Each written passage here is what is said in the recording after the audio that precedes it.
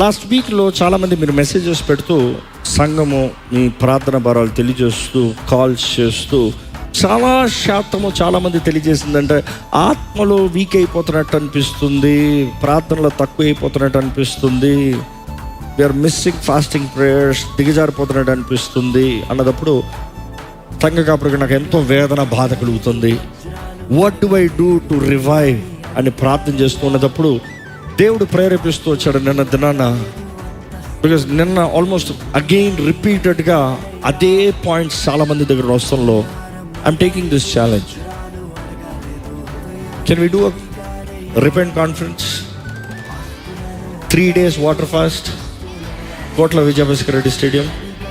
Last time చేసినట్టు చేద్దామా? ఎప్పుడో కాదు, ఈ వచ్చే వారమే చేద్దామా? ఎంతమంది రెడీ? గతసారి వచ్చిన వారి చేతులు ఎత్తండి. ఇంతమంది రాని వాళ్ళు ఉన్నారా? I'm challenging you, write it down.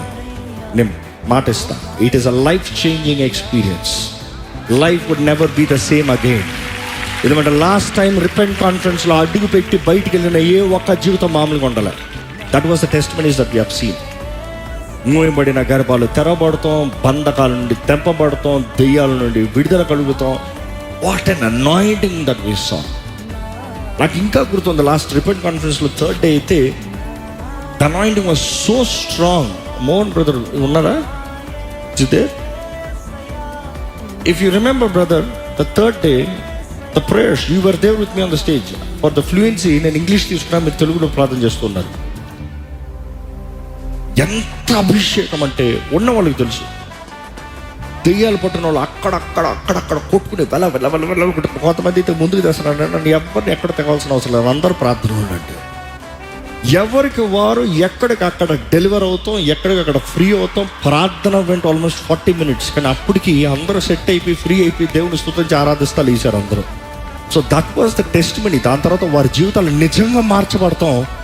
ఈ రోజు వరకు మరలా ఎప్పుడు బంధకాల్లోకి వెళ్ళా అటువంటి సాక్ష్యాలు చూసాం. So that is the power of fasting and praying.